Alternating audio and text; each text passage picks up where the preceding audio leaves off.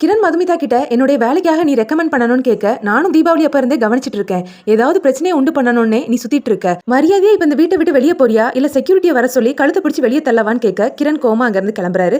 அந்த நேரம் அபிஷேக் அவருக்கு கால் பண்ணி உங்களை 10 மணிக்கு இன்டர்வியூக்கு வர சொல்லியிருந்தேனே ஏன் இன்னும் வரலன்னு கேட்க நான் இப்போ உங்க வீட்டில தான் சார் இருக்கிறேன், இன்னும் ஒரு 10 நிமிஷத்துல அங்க வந்துருவேன்னு கிரண் போனை வைக்கிறாரு. நம்ம 5 அடி பாஞ்சா இவன் 10 அடி பாயிரானேன்னு அபிஷேக் நினைக்கிறாரு. ஜீவா ஆன்லைன் மீட்டிங்ல இருக்கிறாரு. அவர்கிட்ட மாயா வந்து எனக்கு போர் அடிக்குதுன்னு சொல்ல அவர் பெர்மிஷன் கேட்டுட்டு என்ன மாயா நீ நான் மீட்டிங்ல இருக்கேன்னு சொல்றாரு. மாயா அவருடைய லேப்டாப் எடுத்துட்டு இது வேணும்னா எனக்கு ஒரு கிஸ் கொடுன்னு கேட்க அவரும் கிஸ் பண்றாரு. இப்பவே நான் இன்னொரு விஷயமும் சொல்றேன், நம்ம சீக்கிரமாவே குழந்தை பெத்துக்கலாமான்னு கேக்குறாங்க. நம்ம செட்டில் ஆனதுக்கு அப்புறமா அதை பத்தி யோசிச்சா போதும் ஜீவா சொல்லிடுறாரு. இதனால மாயா அப்செட் ஆகுறாங்க. அப்ப மாயாவை பாக்குறதுக்காக அவங்களோட ஃப்ரெண்ட் சரவணன் அங்க வராரு. நீ ஏன் இவ்வளவு அப்செட்டா இருக்கேன்னு எனக்கு தெரியும் மாயா, உன் ஃப்ரெண்ட் கீர்த்தி எல்லாத்தையுமே என்கிட்ட சொல்லிட்டா.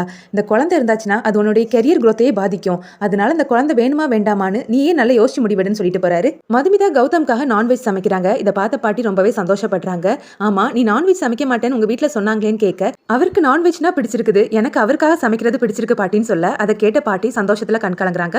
அபிஷேக் கிரணுடைய ஃபைலை கூட செக் பண்ணாம அவர் அந்த ஆபீஸுடைய சீஃப் அக்கௌண்டண்டா அப்பாயிண்ட் பண்றாரு. அவருடைய சேலரி 1 லட்சம் ரூபான்னு சொல்ல அதை கேட்ட கிரண் ஷாக் ஆகுறாரு. இது நீங்க பார்க்க போற வேலைக்காக மட்டும் நான் கொடுக்குற சேலரி இல்ல, எனக்கு விசுவாசமாவும் இருக்கிறதுக்காக நான் கொடுக்கக்கூடியதுன்னு அபிஷேக் சொல்ல கண்டிப்பா நான் உங்களுக்கு விசுவாசமா இருப்பேன்னு கிரண் சொல்றாரு. இதோட ப்ரோமோ முடியுது.